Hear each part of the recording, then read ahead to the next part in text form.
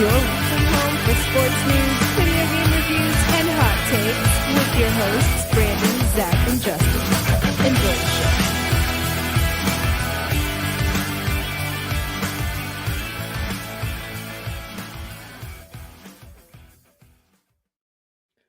What is up, guys? Welcome to another episode of the Nest Podcast. This is episode 108.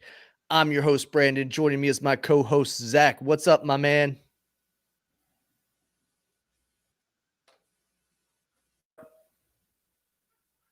I think we're having some technical issues because Zach doesn't appear to be able to hear me right now. Zach, what's going on? I can hear you, but you're really garbled. Am I garbled to the people out in the audience land? I wonder.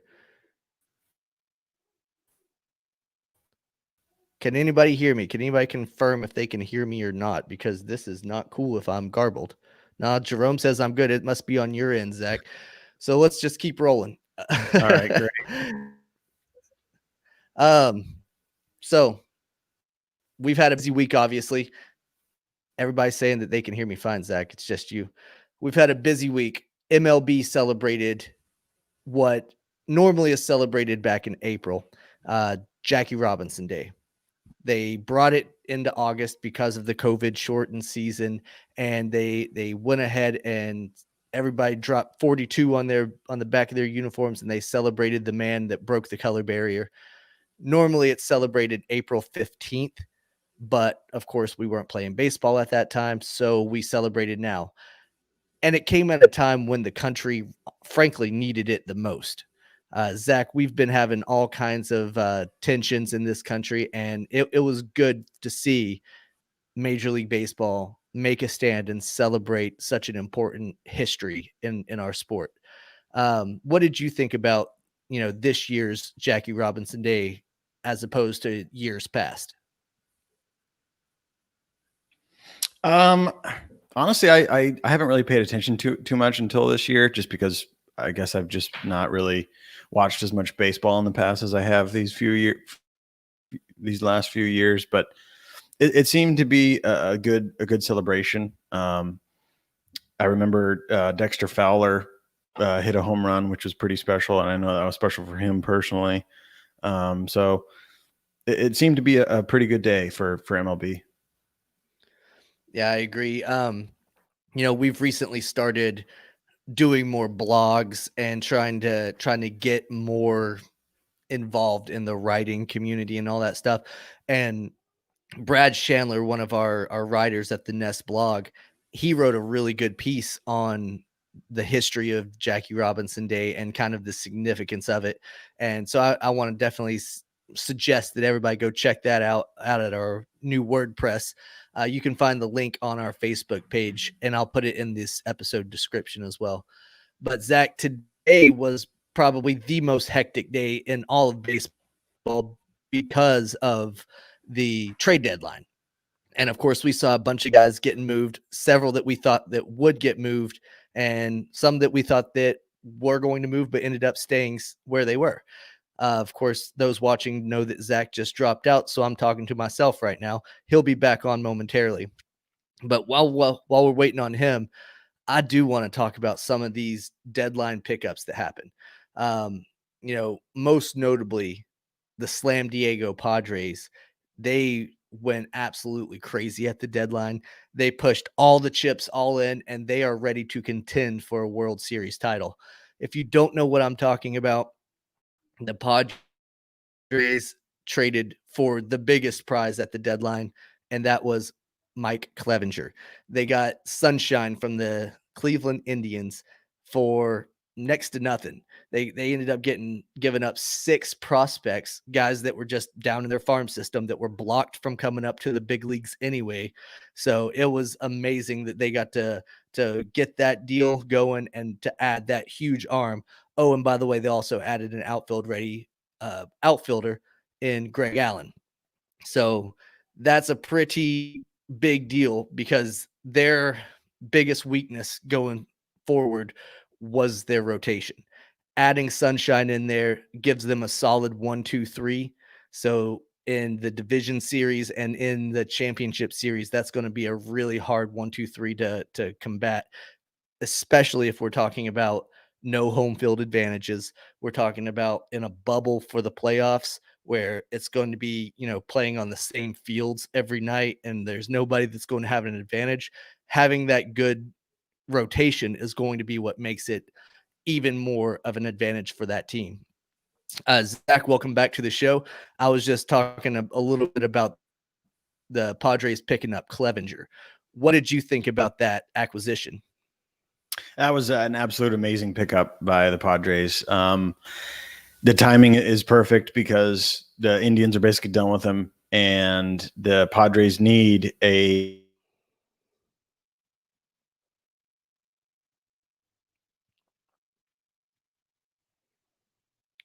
Wow, Zach's having all sorts of technical issues tonight. You froze up on us again, Zach. great. Yeah, this is first podcast from the new house. So congrats on getting that new house, but we're gonna definitely have to make sure that your Wi-Fi is set up a little bit differently or better next time. So yeah, like you said, that is something that they really, really needed, was to get that extra arm in that rotation.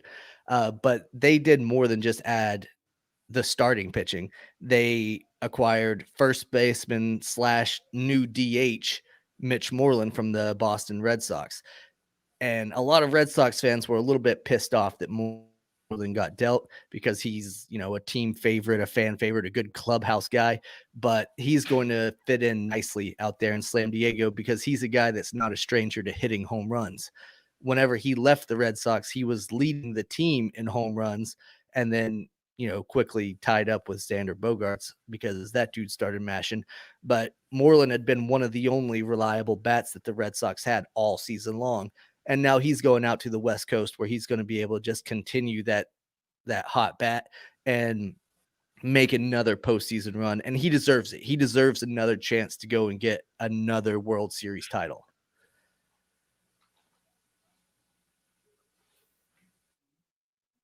Zach, you still here? Whew, we are off to a terrible start in this episode. Let's see. So they also were able to pick up Trevor Rosenthal from the Royals. So the Padres added a starting pitcher, big bat. They added relief pitching. And overall, I definitely would say that the Padres won at the trade deadline. We talked a little bit about the Red Sox being upset at giving up Mitch Moreland, but they did happen to get a couple very good prospects back in Hudson Post and Jason Rosario. Those dudes are going to be phenomenal going forward because Potts is a big bat. He's going to be able to pick up that load that Moreland is dropping off.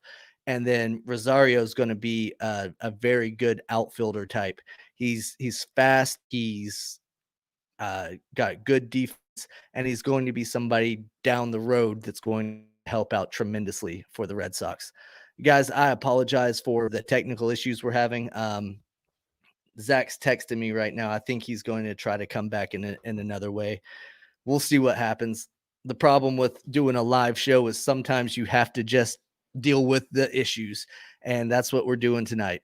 Of course, we've done this for 108 episodes now. We've always gotten through it somehow or another, and we'll get through this one as well. The Cubs added some depth at the trade deadline. They made deals to acquire Jose Martinez in exchange for 2 players to be named later and cash. And they also were able to add left-handed pitcher Andrew Chaflin.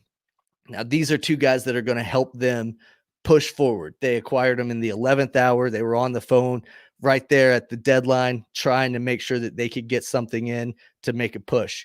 And they have been struggling as of late against Zach's Cardinals. Zach, you're back, but we don't see your picture. Is that by design? Yeah, I switched back to the phone. I guess my Wi-Fi on my computer is too crappy to work. Okay. Well, we'll have to figure that out later, but at least we can hear you now. Yep. All right. So I've already talked a little bit about the Padres and what they did at the deadline, but I moved on to the Cubs, and that the Cubs, they needed a little bit of help specifically in the pitching department because they've gotten beat up by your Cardinals as of late. Yeah, definitely. Yeah, I believe the only really formidable pitcher they have is Kyle Hendricks, and at least starting pitcher at least. And one guy can't do enough to make you competitive. No, not at all. And Cubs fans are they've recently learned what Red Sox fans have known since 2018, and that's that Craig Kimbrell just isn't it. He Nope. Every time that he walked out on the field, it was a walk on the wild side, and he's the reason that the 2018 Red Sox let Chris Sale close out the World Series instead of the closer at the time, Craig Kimbrell, because you couldn't trust him to go out there and get the solid outs. So it's one of those things, Zach, that I bet the Cubs are having a little bit of buyer's remorse on. Yeah, absolutely. Yeah, I remember whenever they let Kimbrell go, and I was kind of talking to you about it. Like, does that suck for you? Is that okay? And you were pretty much like, he's a loose cannon. So good riddance. Yeah, Brad's giving you a tip to make sure that you plug your phone in so it doesn't die this week. Yep. So, we talked a little bit about that, a little bit about the Cubs and all that stuff. Now, Brad's saying don't forget about Osich. Where did he end up, Brad? I refresh my memory on that one because I kind of was all over the place today and I forgot where he actually got traded to. I saw that he was traded from the Red Sox, but I'm not sure where he ended up. I know that all the Red Sox basically got back in return for their later trades was players to be named later. Which, what do you think about that, Zach? At the trade deadline, you trade away a player, you know what player you're giving up, but then all you get back is to be determined.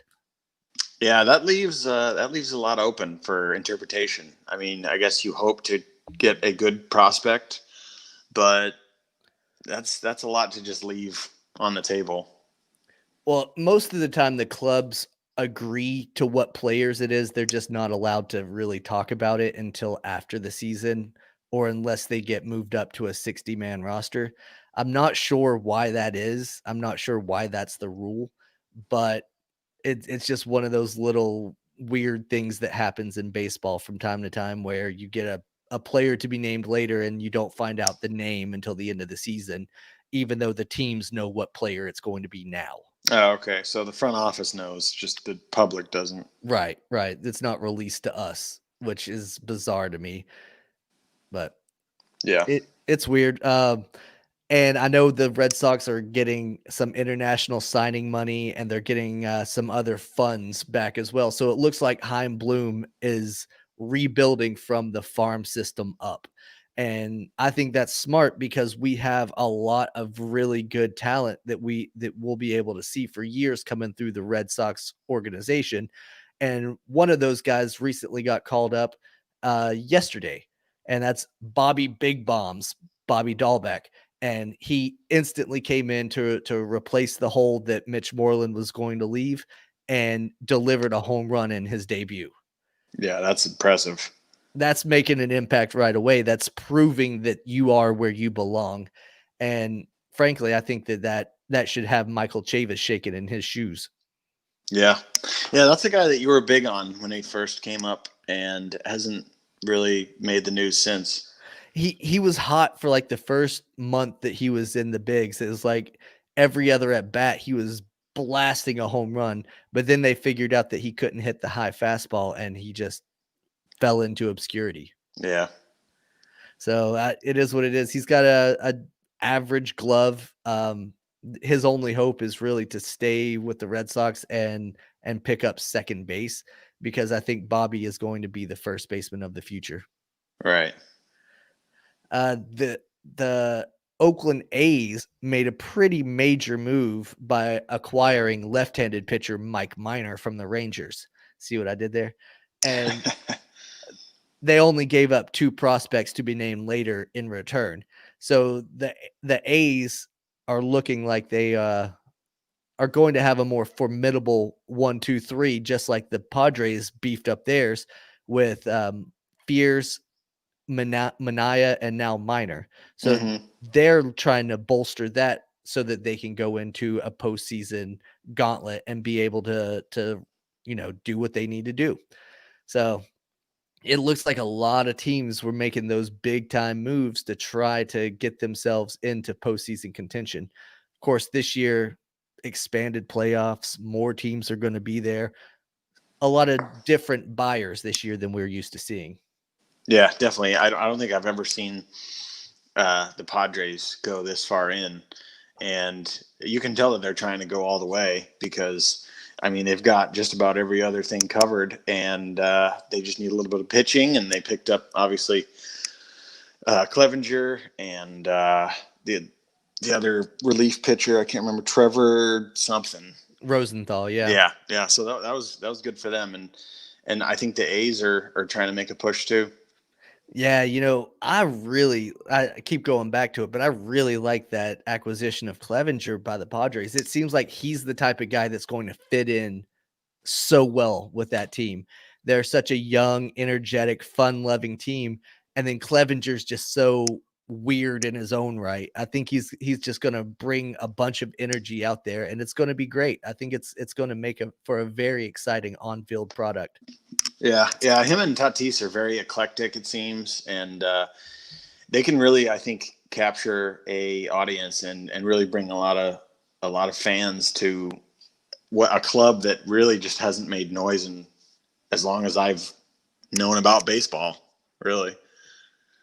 Yeah, I think one of the commenters commented earlier and said that they hadn't made the playoffs in several years.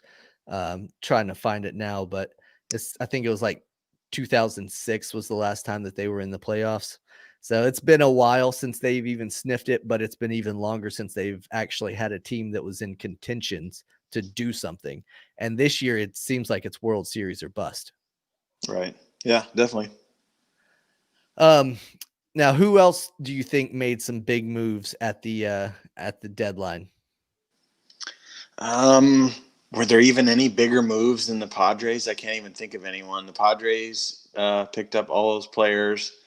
You mentioned the A's.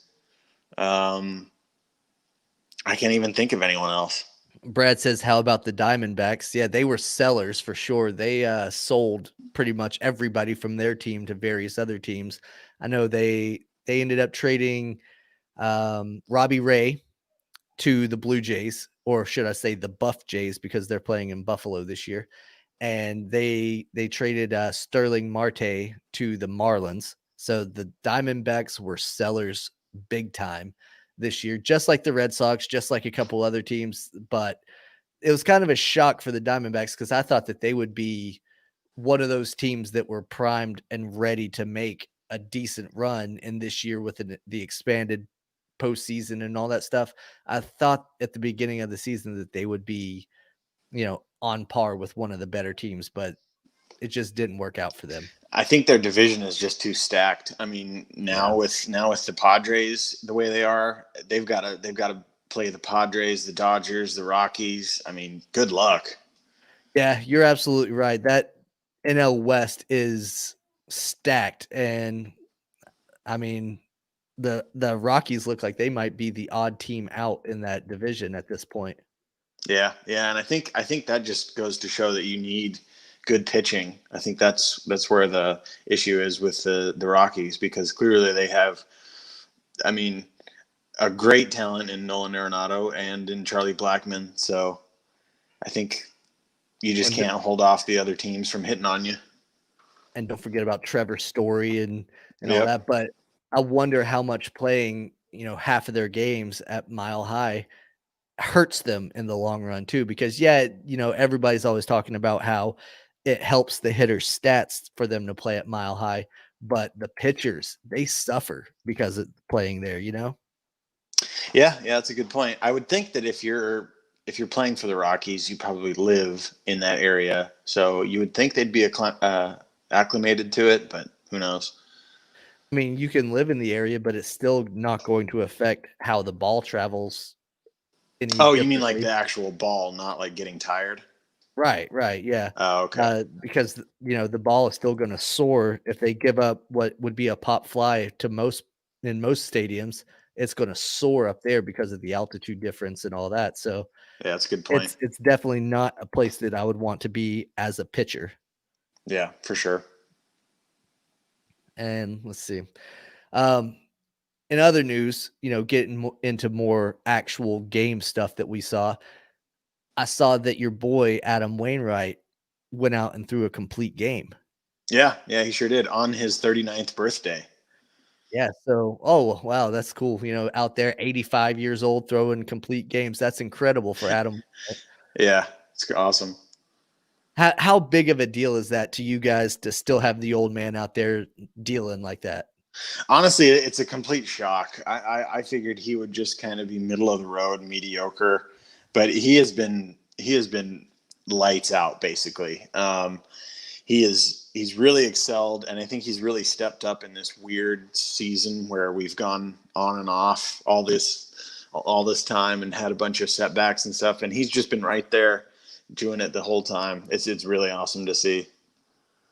Yeah, it is, and it definitely helps out guys like Flaherty and stuff like that to have this other guy that's coming along and doing his thing, because it takes more pressure off of him. It takes pressure off of your bullpen. Obviously, if you throw a complete game, that gives your bullpen a day off, essentially.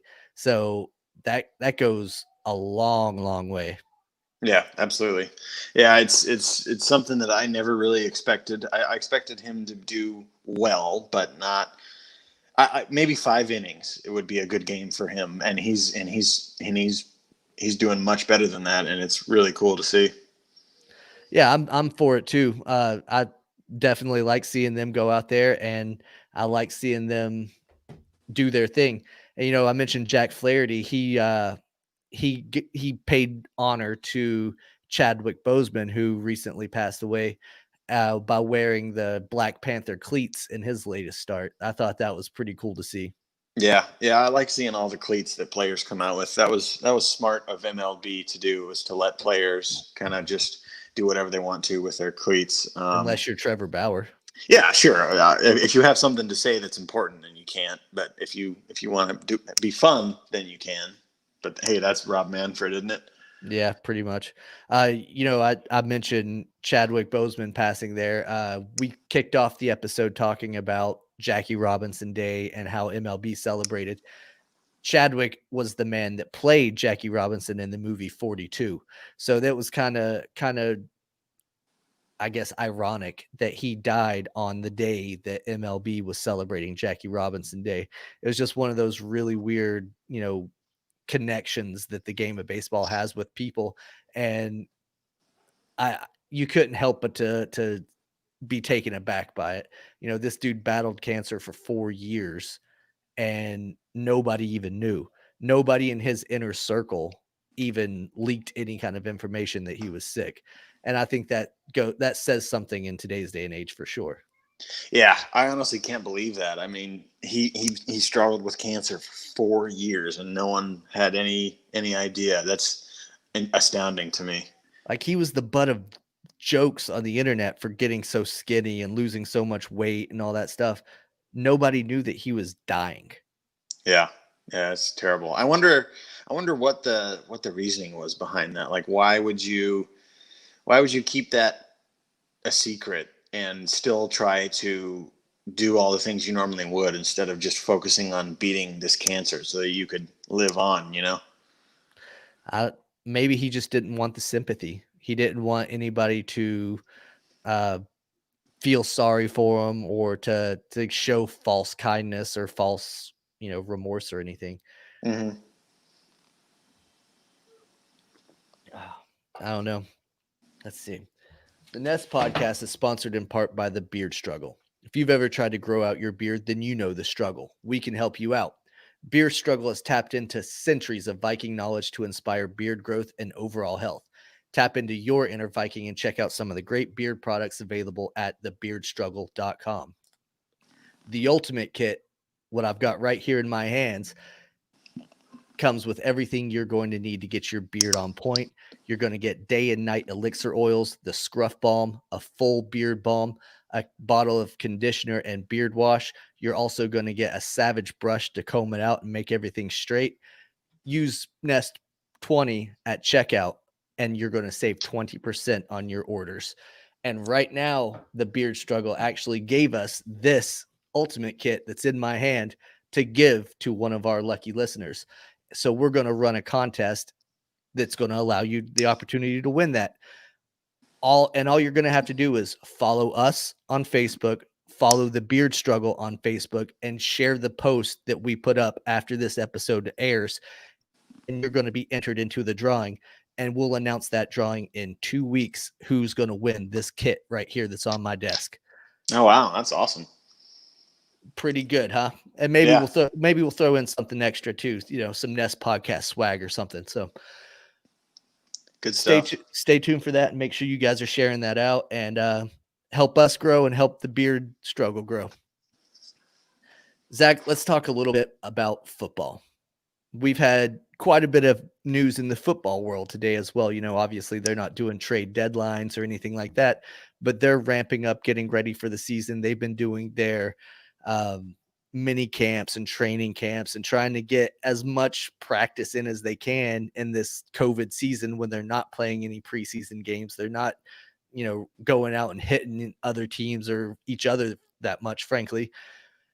And then we find out that running back for the New Orleans Saints, Alvin Kamara, has been a no-show at practice for the past 3 days, and the Saints have listed him as an unexcused absence, which sets the bar for them to be able to find the shit out of him. What's up with that, man? Kamara deciding to sit out. That's huge, right? Yeah. The last I heard was that it's over a contract dispute, and it sounds like he's doing the whole Ezekiel Elliott thing where he's sitting out until he gets paid. I think this is a trend that's just going to continue, which really sucks for fans because you don't get to watch these star players play unless they get their way, like a 5-year-old. And yeah, it's just it sucks to see that this is the trend to get a big contract. Yeah, it really is. And you know what? I think Kamara might actually be shooting himself in the foot because at the end of the season, there's like 10 running backs that are up to be free agents. So if the Saints are like, you know what, you wanted to sit out, you didn't want to play, screw you. We'll get one of these other guys that's a free agent at the end of the year. We'll just bring him in. He played, he wanted to play, he's trying to play for that contract. We're going to reward them and you can just be out on your own. I know that's saying a lot because Kamara is one of the premier backs in the league and he's going to end up with a job somewhere. But I wonder how much this is actually hurting his case. Yeah, I mean, if somebody comes and kind of lowballs him, like a player that's just cheaper than him, that's just as good, if not better, then I think he's going to be shooting himself in the foot for sure. Yeah, and speaking of a guy that comes along that out of nowhere, we found out today that the Jaguars released Leonard Fournette. So his chances of just strolling on into New Orleans, back to his old college stomping grounds, so to say, he went to LSU, so it's just right up the road, but come back to Louisiana, you could probably get him on a pretty decent salary, being that he got cut and didn't really draw any kind of trade interest from the Jags. Couldn't even get a 6th round draft pick for the man who was a 1st round draft pick 3 years ago. Kamara might find himself on the wrong end of the unemployment line. Yeah, and what's interesting about that is that they just outright cut him. So they didn't even try to get something for him, or if they did, they weren't getting what they wanted. Which I think when you just outright cut a player, that kind of tells me that he's been doing something you don't agree with, or something like that. So I think there's details that we don't know yet, but for them to just outright cut him is super weird. Well, Doug Marrone came out today and said that they had been trying to trade him. They had been trying to move on from him, but nobody was willing to take him. I don't know if it's because he's got some kind of issues in the locker room, or maybe he was beefing with Marrone or something like that. But I don't know, man. I just think the entire Jacksonville organization needs a complete overhaul. You know, Right. The Khan family owns the team, and you've got Tony Khan, the son of Shad Khan, that's getting in Twitter beefs with players, talking trash to their own players and stuff like that.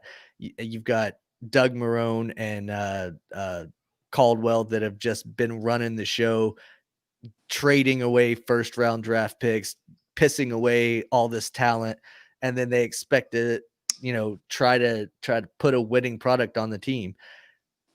I think that they're intentionally trying to be the tank for Trevor team this year. We talked about last year the Dolphins were going to tank for Tua and all that stuff, and that actually ended up in their favor because they got Tua at what, 5 or whatever in the draft. But Mm-hmm. I think the Jags are definitely in full on tank mode, and it's not the best look. You can't tell me that you're sitting there looking at your team and you're okay with Gardner Minshew being your starting quarterback over Cam Newton.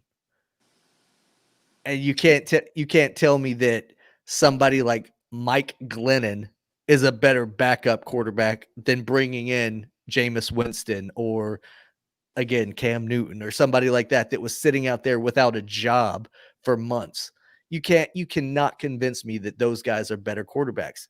My wife doesn't even watch football, and she'll tell you they're not better quarterbacks. Yeah. I think you might be right. Maybe they're just in full rebuild mode and they want to just pick out the new shiny toys that are coming onto the market. I don't know. It's a weird scenario because, like you said, Jameis Winston was out there, Cam Newton was out there, and never grabbed him, and now they're just releasing players and not getting shit for them.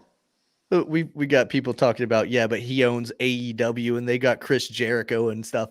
That doesn't help their football team at all, guys. Right. I would have to imagine that the football team is a lot more lucrative than AEW anyway. Well, right now, Saxonville has 100% turned to Crapsonville because they are putting out the worst product in the NFL. And I think the entire front office needs to be gutted and they need to start brand new. Whenever you've got guys like Yannick Ngakoue, who's a franchise player, a guy that you would want to have as an anchor on your defensive line, and he's willing to take almost $6 million less to go play somewhere else, that's a huge problem. Yep. He says, I'll take a $6 million pay cut to go play for another team just to get the hell out of here. Yep. Jalen Ramsey, too. Jalen Ramsey decided that he didn't want it and started talking, and he got traded to what I would assume is a much better team in the Rams. Yep. Which, I mean, he really hasn't done anything since he's been at the Rams, and we'll see if they're able to actually keep him because he wants to get paid as a premier cornerback and all that stuff, which I kind of understood why they wanted to move on from him because he was kind of being a diva in the locker room here in Jacksonville. And I thought that that's what was making a lot of the issues. But now, after seeing all this other stuff unfold, I think it's more on the owner and the management of the team instead of just these players. Yeah. It seems like, I don't know what the plan is. It's weird because, I mean, I guess they're going to tank for Trevor, but one quarterback isn't going to do it for you. You need a few more pieces than that. Yeah, you definitely do. And, maybe they're banking on all these draft picks that they've gotten from trading away people. The trade with Ngakoue to the Vikings landed them a 2nd round and I think a 5th round draft pick. I know they have several draft picks in their pocket from trading away Ramsey. So it seems like they're just going to basically go after all the top talent coming out of college this year, which that, to me, you're just going to give them to a guy like Doug Marrone who doesn't know his ass from his elbow, and he's going to screw up their entire careers too. So, all right, like I said, Crapsonville Jaguars. That's all they got. But where do you see Leonard Fournette landing in all of this? Man, I don't know. I think somebody's definitely going to pick him up on the cheap, but whoever that is, they have to realize that dude is injury prone for sure. I remember having him as my 1st round draft pick one year in fantasy, and he got hurt and screwed everything up basically.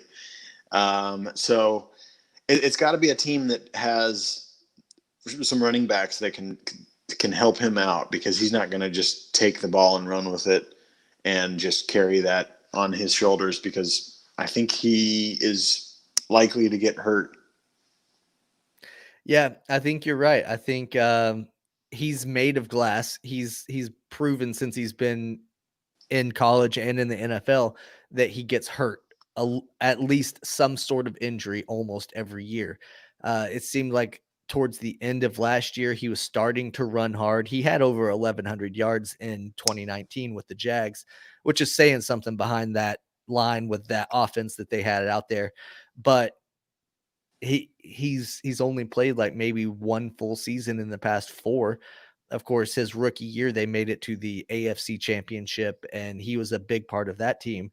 But all those players are now gone. They don't have that stellar defense that they had back then. So it's hard for a running back to be able to carry a team when they're always on defense, always, don't really have an opportunity to get that going. But I think you're right. I think somebody is going to pick them up. I put out a little comment on an ESPN article that Bill Belichick was on his way to offer a bag of peanuts and a 2-liter of Pepsi for him, and I think that's about right, because Bill Belichick was the man that sat back and waited. Nobody else wanted Cam Newton, so he swooped in and got him for a minimum deal. Could the same thing happen here, so that Bill Belichick now has a pissed off dog in Cam Newton that's ready to prove himself, and a pissed off dog in Leonard Fournette that's ready to prove himself? And then all of a sudden you've got another dynasty being built in New England on the backs of other people's trash. Yeah, for sure. I could definitely see the Patriots picking him up for pennies on the dollar. And I think they have a few, like I said, I think they have a few running backs that can kind of spread the load and just kind of put him in there as they want. I could definitely see it. It seems like Bill is trying to, keep the ball rolling there in New England, even though old Tom has moved on. Yeah. I know Justin, who normally comes on and is a huge Falcons fan. He talks about Todd Gurley being on their team and stuff like that. Imagine a team with Todd Gurley and Leonard Fournette. That doesn't look so bad on paper either. Yeah, absolutely. I mean, 2 guys that are rough, they're injury prone. They're had rough injuries that they've had to battle back from, but I think they could complement each other quite well. Yeah, definitely. And I think when you're talking about, these young guys who do get injured, I think that comes with the territory at the running back position. It's a hard position to play, and damn near every time you get the ball, you get slammed into the ground by some 300-pound monster. So it sucks that they do get injured a lot, and then they get that stigma. But at the end of the day, it's just part of the job. Yep. I mean, it is what it is, Zach, but I think that's what we need to look for with Fournette, is where could he be plugged into? Because most of these teams, they're 2 weeks away from opening day or kickoff or whatever NFL calls it. They've already got their established starters for the most part plugged in. So you're going to have to look for a team that has, already a guy there, but a guy that Fournette can complement. I think a good fit for them would be up in Cincinnati. You've got Joe Mixon, who's their starting running back, who is a good running back, but Fournette would be able to plug into that offense and run hard for them. With rookie Joe Burrow up there, adding another first-round draft pick, somebody who's navigated these waters in the NFL for a couple years, that could be a big, help to a young kid. Yeah, definitely. But I think Cincinnati is another one of those teams like the Jags that just shit their pants and don't ever really do anything productive. So maybe, but I don't know. I don't know what they can do in their front office. I don't know if they have the mind to kind of come up with plans like that. You know what I mean? Yeah. I mean, I don't know what any of their cap room or anything like that looks like. I don't know what they're looking at as far as a scheme, but I saw that some jackass on our Sportszilla thread said that they should go to the XFL. What did you mean by he should get downgraded and go to the XFL, Zach?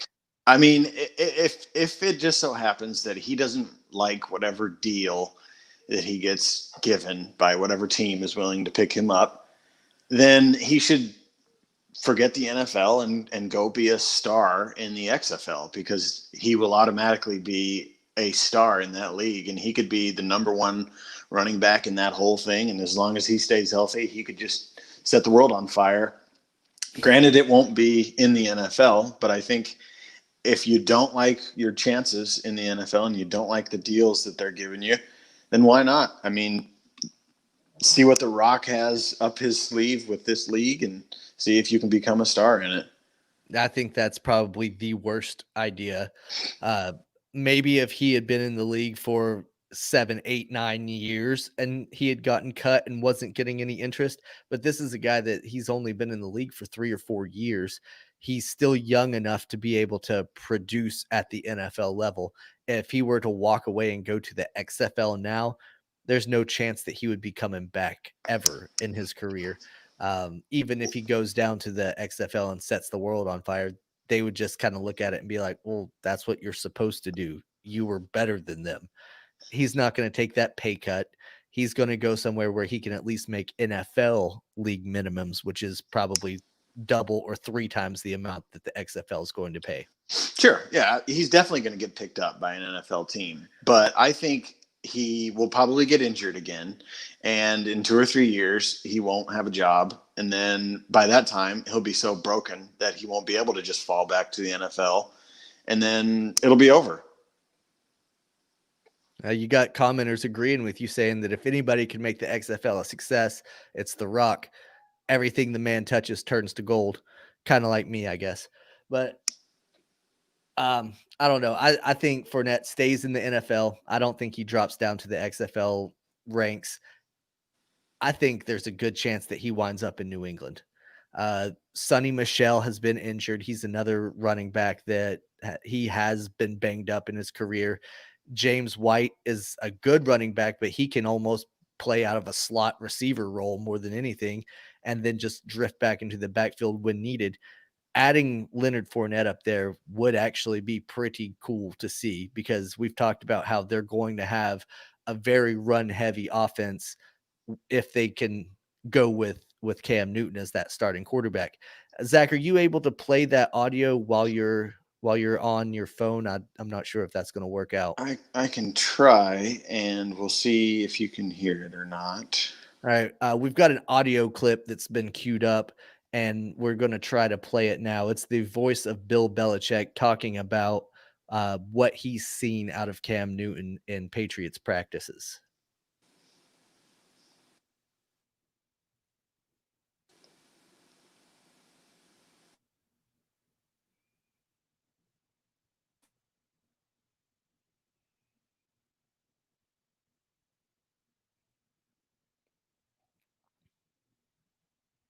I'm not hearing it, Zach.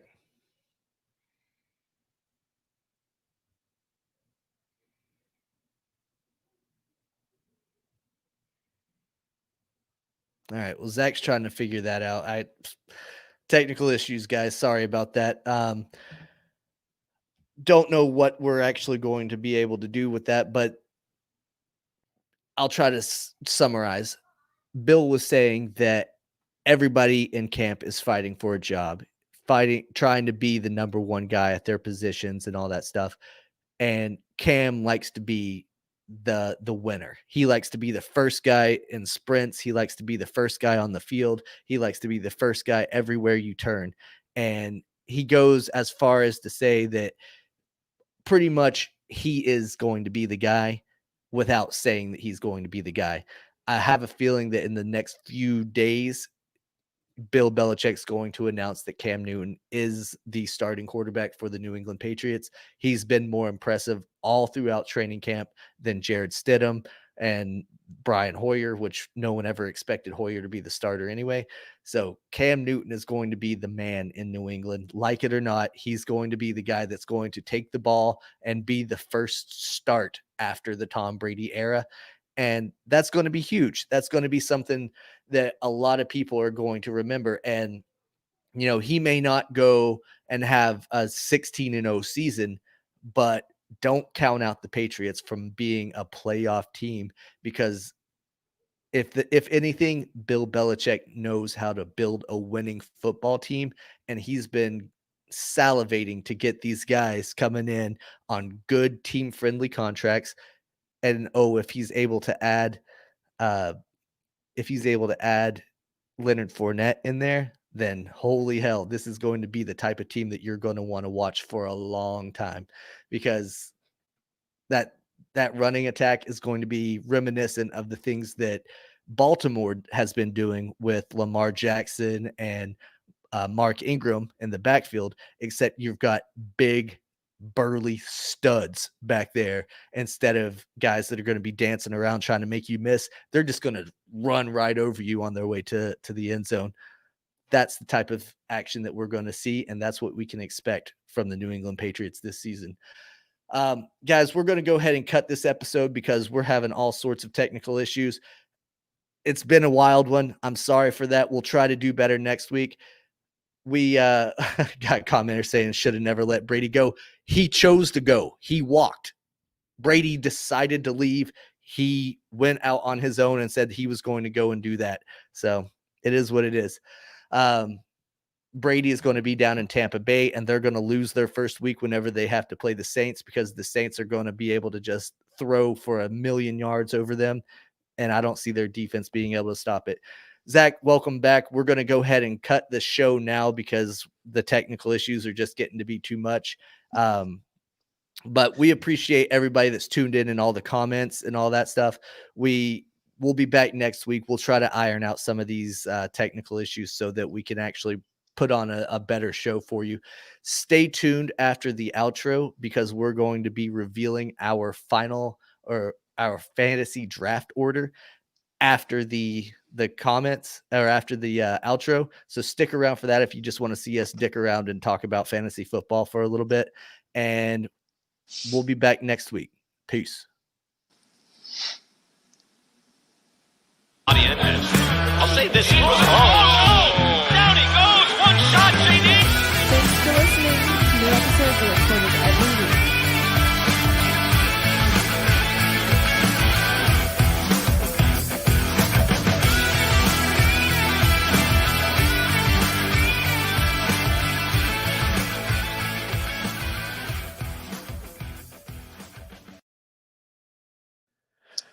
All right, guys. Thanks for listening to that. I know it's been a little bit rough this week, but it is what it is. Whenever you have a live show, things get all out of whack.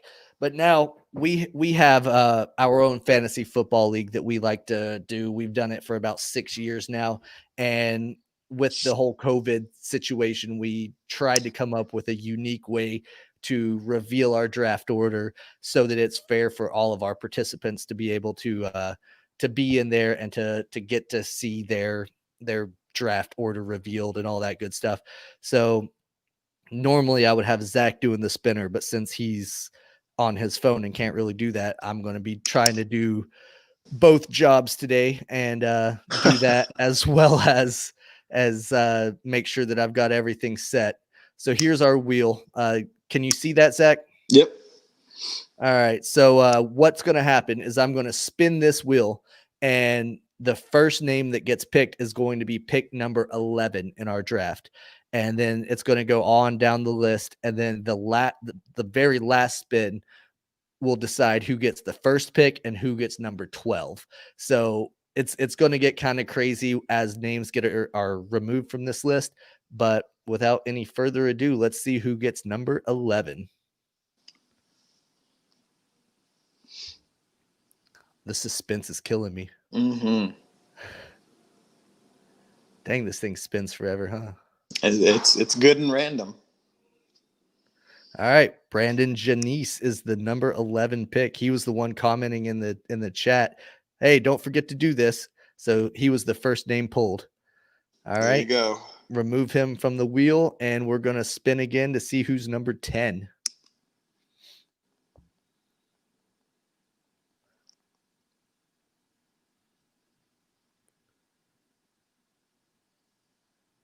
It looks like Terrence landed at number 10.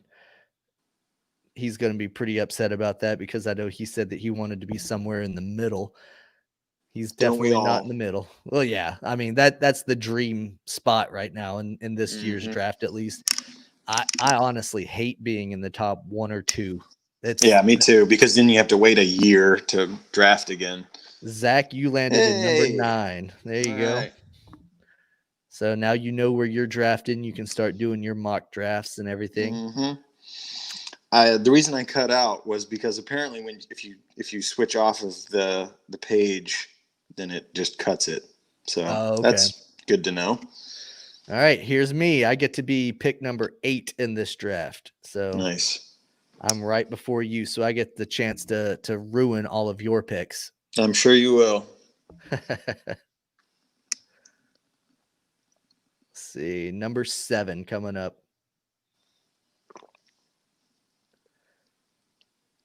Garth, the defending champ of our league, picks at number 7. That's Nice. actually a pretty good spot. That's one that I wouldn't mind having. Yep, like 4 through 8 is pretty good. Yeah, I agree. Let's see. This is going to be for pick number 6.